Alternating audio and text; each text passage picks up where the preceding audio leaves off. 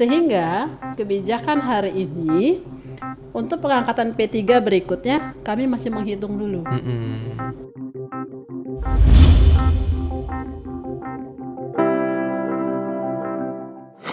Selamat siang menjelang sore, kita hadiran tamu lagi. Ini selamat pulang Bu Ana Kori. Selamat pulang, bukan selamat kembali. Selamat pulang ke PTSP. Lihat-lihat lagi kantor yang saya gantikan sebelum saya kan Pak Bu Ana Kori nih. Ini Kepala Badan ya Pengelolaan Keuangan dan Aset Daerah. Ini Sri Mulyani Waikanan. Kalau Sri Mulyani itu kan nasional, ini Waikanan ya inilah Sri Mulyaninya. Jadi yang ngatur keuangan di Pemda, karena banyak tugas juga yang banyak kebijakan berhubungan dengan hal-hal terkait aset. Sebenarnya itu di Bu Kori. Tapi sebelum masuk Bu Kori, itu tema kedua, biasanya perkenalan dulu. Dulu Bu Kori ini sebelumnya seperti apa, tahun berapa kewaikanan, istilahnya perkenalan biasa lah. Biasa. Mungkin itu dulu Bu Kori, silakan. Oke, selamat siang menjelang sore nih rekan-rekan semuanya. Assalamualaikum warahmatullahi wabarakatuh. Waalaikumsalam warahmatullahi. Tadi sudah diperkenalkan kalau nama Kusuma Ana Kori, panggilan di sini nama ininya adalah Kori. Bu Kori. Iya, Bu Kori. Nah, saya untuk Waikanan ini saya lahirnya di Waikanan. Oh, lahir di Waikanan. Artinya lahir di Waikanan itu saya lahir menjadi pegawai negeri itu di Waikanan. Ya, saya tahun 2000, Waikanan berdiri tahun 99, tahun 2000 adalah CPNS pertama Kabupaten Waikanan adalah angkatan kami. Oh, angkatan 2000. Iya, itu waktu itu ada 98 kawan-kawan angkatan yang penempatannya ada di Waikanan. Artinya kalau melihat dari sejarah Waikanannya, ya ini rumah pendiri, ya, ini rumah kami, ya kan. Ini. Artinya sini saya sudah 22 tahun Pak Ari di sini. 22 tahun. Udah luar biasa lah. Kalau dari anak yang dari baru lahir sampai dengan hari ini udah remaja. Remaja menjelang tua ini posisinya. Iya.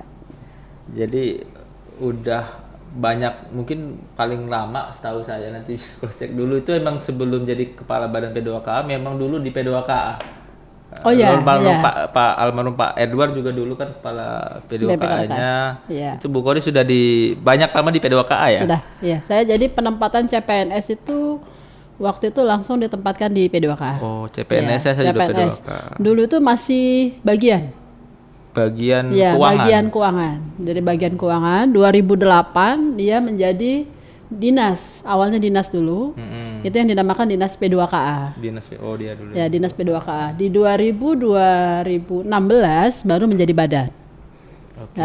Jadi badan. Jadi badan, terus Bapendanya keluar kalau nggak salah ya. Iya, dia terpisah waktu itu P2KA, dia gabung antara pendapatan dengan keuangan.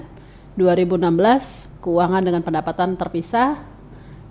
Keuangan menjadi badan keuangan daerah, yang satunya menjadi badan pendapatan daerah.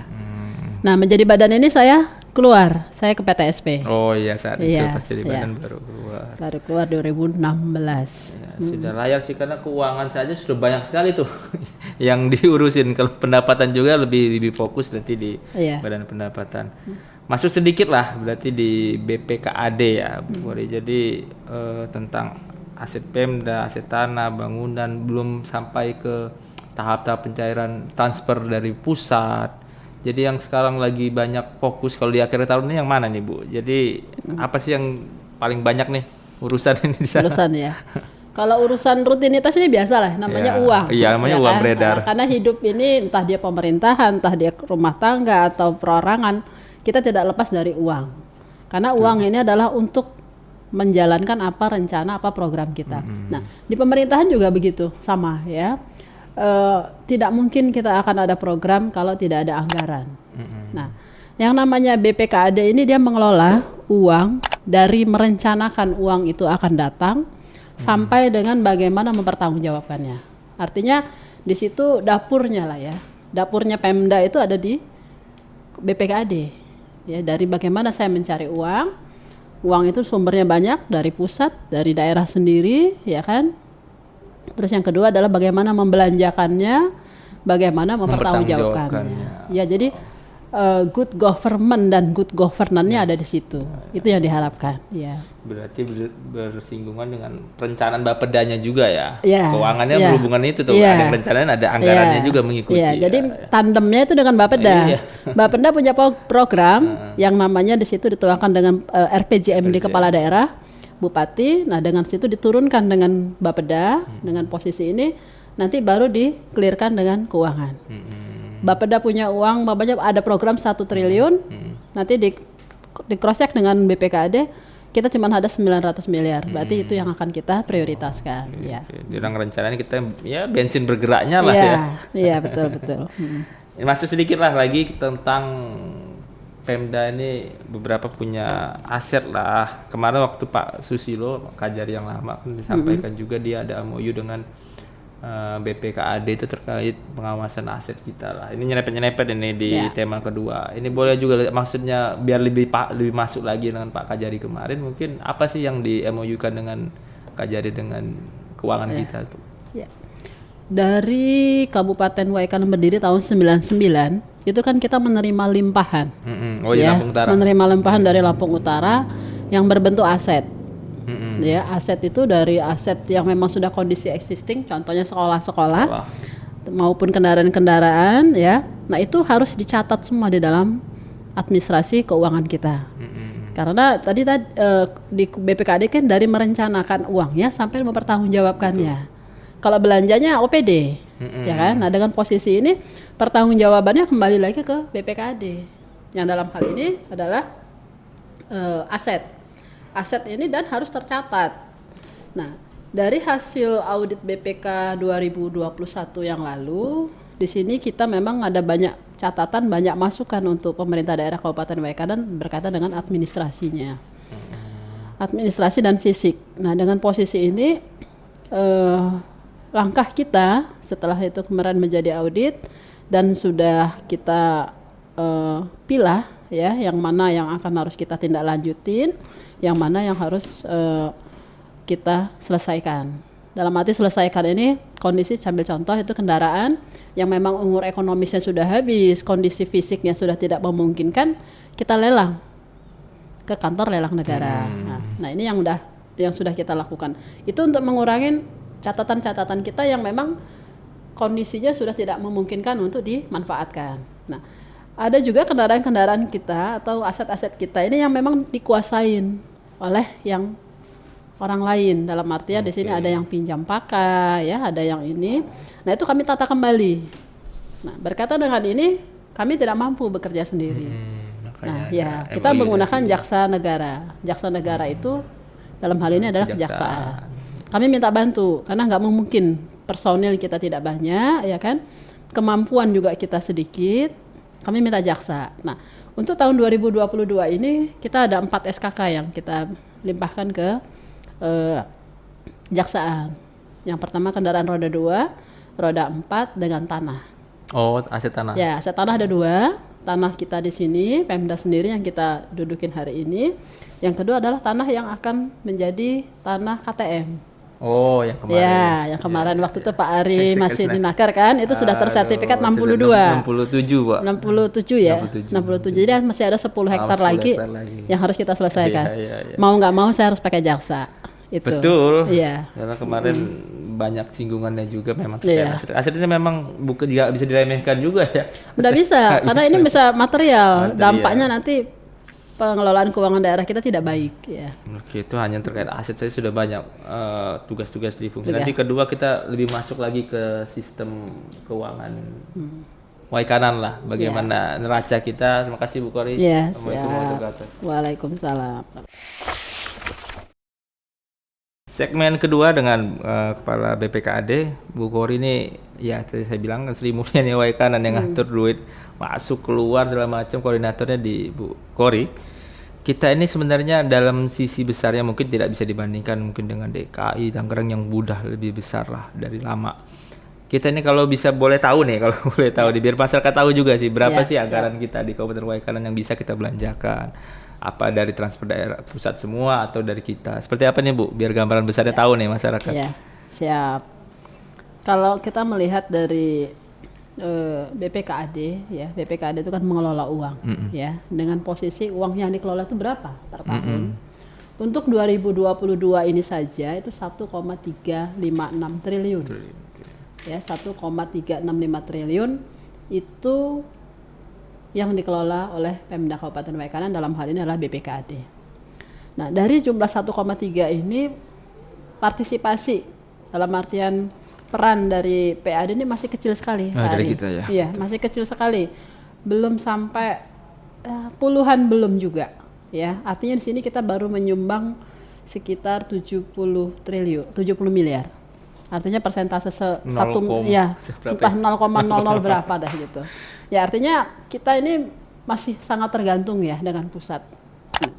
Tetapi 1,3,6 ini mandatorinya kepada daerah ini luar biasa.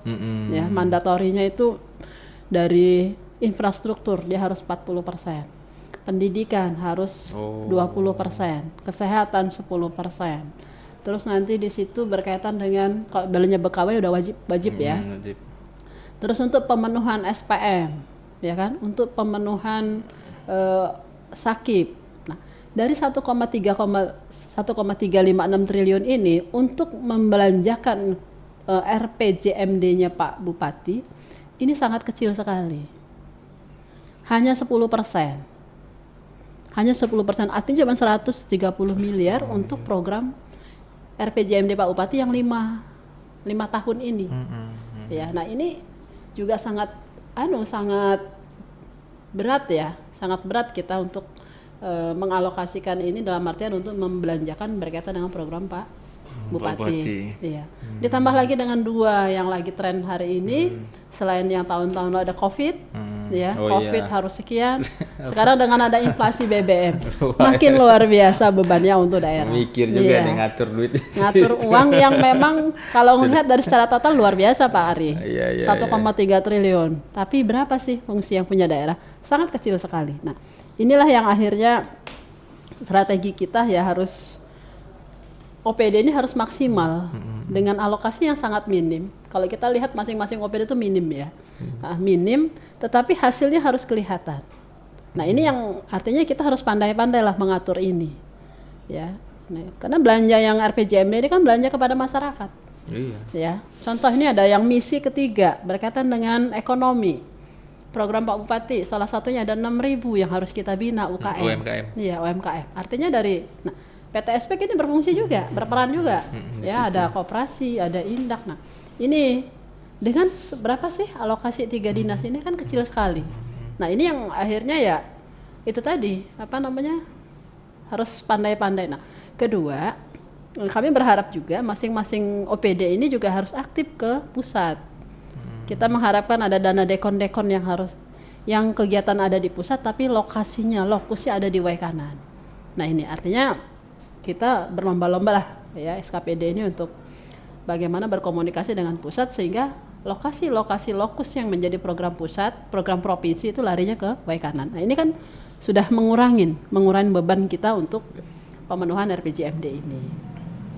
Ya memang ya benar kata Bu Kori tadi harus pandai-pandai mengatur uang. Jadi ibu pengatur uangnya memang pas dari Bu Kori. Memang ada beberapa kayak di PTSP Ibu tahu juga. Jadi dari pusat itu untuk sosialisasi aja misalnya 10 kali lipat kita sharingnya, dana sharingnya jelas 50 untuk sosialisasi, hanya 15 yang dari APBD kita. Itu saking pintar-pintar yang mengatur. Itu 15 untuk ATK saja itu. Terus kembali lagi ke dalam artinya kita ya kemarin COVID lah, kita jadi pemangkasan lah, kita fokuskan ke daerah kita. Memang tanggung jawab kita bidang kesehatan sangat ya situasional lah. Dan kedua nanti juga ada situasional lagi, BBM langka, ini mau ngaturnya lagi inflasi, kita bagaimana inflasi.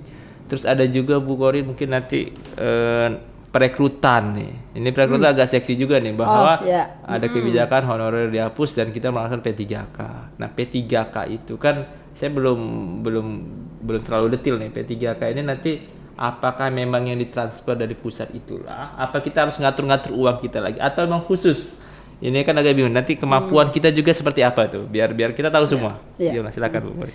Ya, menyikapi dengan yang lagi apa ya? Bukan isu ini ya. Ya, sudah existing yang kondisi yang ada, tuntutan kawan-kawan yang sudah berpartisipasi kepada pemerintah dalam hal ini ya, tenaga honorer yang memang statusnya kalau menurut program dari pusat itu ada namanya program P3K. Ya. Nah, program P3K ini awalnya kalau kita merunut dari program rencana awal ini akan dialokasikan dengan pusat untuk bagaimana penggajian P3K. Nah, sehingga P3K ini dengan Pak Jokowi tidak mengangkat lagi yang namanya PNS secara umum, ini dapat terbantu. Ini salah satu sebenarnya kan untuk mengurangi angka pengangguran ya. Angka pengangguran dan menekan kemiskinan dari P3K. Makanya P3K ini kan gajinya dia sesuai dengan UMR. Iya. Ya, artinya ya 3 jutaan. Sesuai UMR di daerah tersebut ya. Iya. Nah, tahun 2002 awal ini kita sudah mengangkat itu, kalau waktu itu wacananya 1.600 P3K. Begitu hasil seleksi itu hanya yang masuk dalam kategori ini baru 600-an lebih ya, 600 lebih lah kurang lebihnya. Ini yang sudah mendapat SK dari P3K. Nah, tapi sayangnya wacana yang tadinya dari pusat itu akan dialokasikan dengan pusat untuk didistribusikan ke daerah. Karena ada COVID, ada kebijakan, ada inflasi, ada yang lain, itu mereka lempar ke diharap daerah yang mampu. Nah, sehingga kebijakan hari ini untuk pengangkatan P3 berikutnya kami masih menghitung dulu. Tadi uang 130 miliar itu sanggupnya itu berapa? Karena kalau mau saya ikutin itu 78 miliar. Ya habis setahun. Habis uang 130 miliar ini. Sudah nggak ada bisa apa-apa. Terpaksa nanti kepala UPD nanti naik sepeda gitu ke kantor. Ya artinya, nah inilah yang akhirnya biar tidak menjadi bumerang, tidak menjadi persoalan daerah ya. Nah ini untuk bersabar dulu lah bahasa kita ya, bersabar dulu. Ini akan dikoordinasikan kembali dengan pusat.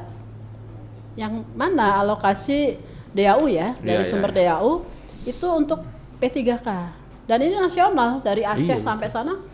Ini kalau sampai dengan hari ini ya 90% menolak P3K ini.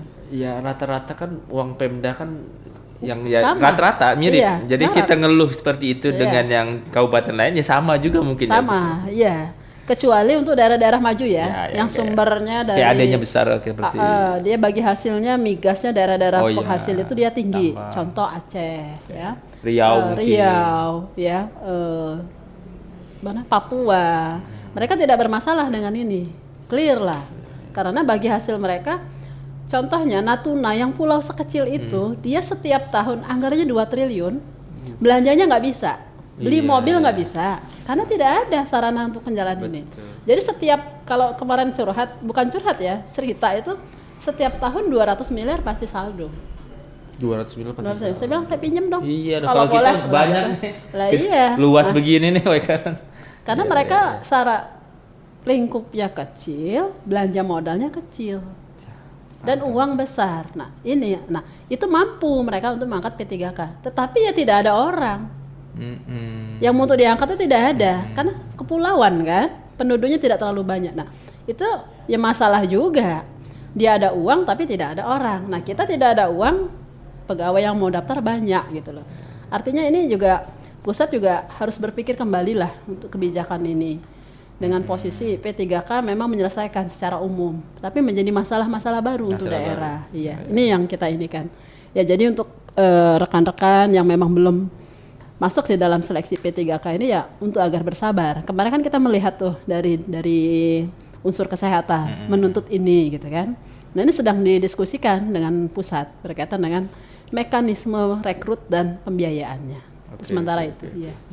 Ya kemarin juga dengan Pak Kepala BKPSDM Pak Andika ini kan baru pendataan dan pendataan ini ya kita data dulu kekuatan kita seperti apa. Itu nanti kita lebih clear lagi lah di YouTube Pak Andika. Belum tampil, cuman sudah podcast saya belum. Sudah tampil. ya. Okay. Nanti di segmen terakhir mungkin harapan Bu Gori. Terima kasih. Assalamualaikum warahmatullahi wabarakatuh. Waalaikumsalam warahmatullahi wabarakatuh. Selamat sore lagi. Lanjut terakhir ini tentang ya kita ngomongin soal tugas dan macam, kita juga punya prestasi yang cukup membanggakan lah. Kita punya WTP. Ada berapa buku? 11. WTP sudah 11. Wah, sudah 11. Nanti kita cerita tentang WTP Kabupaten Waikanan. Jadi orang taunya, WTP itu apa sih? Ya ada indikatornya. Jadi WTP itu ada indikator yang harus dipenuhi untuk mendapatkan penghargaan WTP. Itu khusus di bidang keuangan ya, pengelolaan keuangan. Mungkin sebelum harapan itu dulu deh kita bahas terakhir tentang WTP deh. Silakan Bu Pori. Iya. Gini Pak Ari, berkaitan dengan pengelolaan keuangan daerah, alhamdulillah. Waikanan ini sudah yang ke-11 kalinya. Pertama kami dapat tahun 2010. 2010 waktu posisi proses Pak Tamanuri periode habis, masuk ke Pak Bustami. Ya. Nah, dan WTP ini juga bukan hal yang hari ini kita kelola besok jadi. Ini kami bernyusunnya, kebetulan waktu itu saya di sana, saya masih di bidang anggaran. Menyusun itu dari tahun 2003. Yang paling lama itu adalah menghimpun aset. Aset yang dari Lampung Utara itu harus kami catat semua. Kami dokumentasikan semua, sehingga apa itu WTP? WTP itu adalah penyajian. Penyajian pertanggungjawaban berbentuk laporan keuangan itu sudah sesuai. Sudah sesuai dengan aturan, sudah duduk dengan aturan ya. Jadi penyajian inilah yang diaudit dengan BPK, tersaji, dilihat dengan posisi sesuai dengan KSAP, ya pedomannya KSAP. Nah, dinyatakan sudah sesuai dan sudah benar, ini baru muncullah namanya opini WTP. Wajar tanpa pengecualian. Tadinya kita WDP. WDP itu dari apa? wajar dengan pengecualian. Pengecualian itu dulu dari 2003 sampai 2009 itu aset. Nah, kalau administrasi pertanggungjawabannya insya Allah clear lah. Ya, insya Allah clear. Tetapi juga jangan juga ini menjadi WTP ini udah menjadi kita juga menjadi benar sekali, tidak. Kewajaran saja yang dilihat dari sini. Oh, masih jadi, wajar. Masih wajar. Tetapi kalau masalah ada indikasi yang lain-lain dari pihak APH untuk melihat dari situ ya, itu kan kebenarannya. Kalau kewajarannya sudah wajar gitunya ya. Jadi proporsionalnya masih lah. Belanja motor 15 wajar gitu ya. So, ada aturannya, ada STNK-nya, ada administrasinya, itu yang menjadi. Jadi indikatornya sekali lagi ya aturannya. Pokoknya indikatornya udah tersusun sudah sesuai, lah. Badan hukumnya mungkin aturan-aturannya sudah terlaksana dengan baik lah. Jadi ada apa segi dari prioritasnya juga dinilai ya Bu di WTP itu prioritas. Waikanan ini prioritas memang sudah sesuai dengan RPJMD, mungkin apa dari pimpinan memang cocok, makanya jadi wajar atau pusat punya kriteria tersendiri. Jadi kalau untuk yang WTP ini dia hanya menyajikan dari anggaran sampai dengan ke pertanggungjawaban.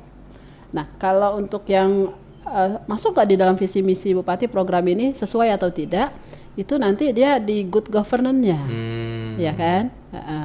Nah, dengan posisi yang ini adalah dia hanya melihat sajian, sajian keuangan kita yang kita kelola itu pertanggungjawabannya sesuai atau tidak, dia lari atau tidak dari aturan-aturan wajar yang atau ada. Tidak.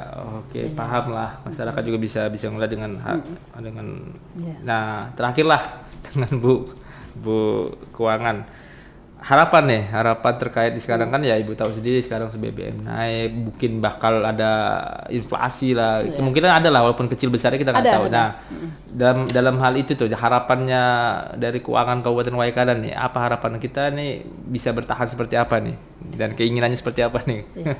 Ayo silakan. Yang ini agak berat. Agak berat dalam hati. Kenapa 2022 ini termasuk tahun berat ya? Dan kenapa tahun berat? Beban ini ternyata beban COVID masih ada. Ditambah lagi dengan inflasi BBM. Dengan inflasi BBM ini kan ini semuanya ya, seluruh dunia. Seluruh dunia ini khawatir dengan adanya inflasi BBM. Nah, di sini Pak Jokowi meminta daerah itu berpartisipasi karena tidak mungkin pusat menanggung itu semuanya. 256 juta. Ya, itu yang berdampak. Dia tidak melihat dia mampu dan tidak mampu kan gitu. Nah, tetapi yang menjadi konsentrasi Pak Jokowi adalah dengan inflasi BBM ini daerah juga harus ngambil peran. Minimal tidak terjadi lonjakan harga. Nah, Bagaimana cara tidak menjadi lonjakan harga? Bisa kita supply, kita bantu si keluarga kurang mampu ini dengan bantuan sosialnya berkaitan dengan bantuan akibat dampak dari inflasi BBM atau transportasinya. Kita bantu. Kita bantu. Nah, ini yang sedang disusun di sini untuk kita, karena ini amanahnya dari Pak Jokowi adalah 2% dari DTU. Oh, udah DTU itu sudah DTU itu ada DAU dengan dana bagi hasil. Nah, setelah kami hitung itu 2% 3,5 miliar. Nah, 3,5 miliar ini yang harus dialokasikan di dalam perubahan APBD ini. Nah, ya mudah-mudahan secara finansial ya tadi ikat pinggang harus kita kencangkan kembali.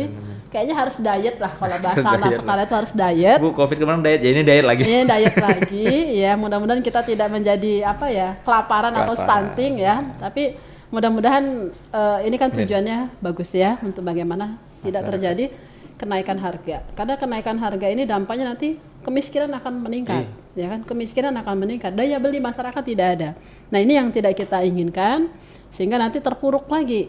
Sedangkan target kemiskinan kita kan setiap tahun harus berkurang. Nah, ini yang menjadi ini PR kita bersama Pak Kadis. Artinya di sini kami hanya memotorin saja, nanti pelaksanaannya tetap dari masing-masing OPD. Mungkin itu sementara. Harapannya tetap bersabar. Yakinlah sabar itu tidak terbatas. Iya. Terima kasih. Ya. Terima kasih atas waktunya Bu Kori dan semoga ya inilah harapan kita sama-sama lah masyarakat kabupaten se-Indonesia mungkin harapannya semoga dapat kita bisa melewati krisis-krisis seperti ini. Kemarin Covid kita ini lewati, sekarang juga kita lewati. Oke, itu assalamualaikum warahmatullahi wabarakatuh. Waalaikumsalam warahmatullahi wabarakatuh.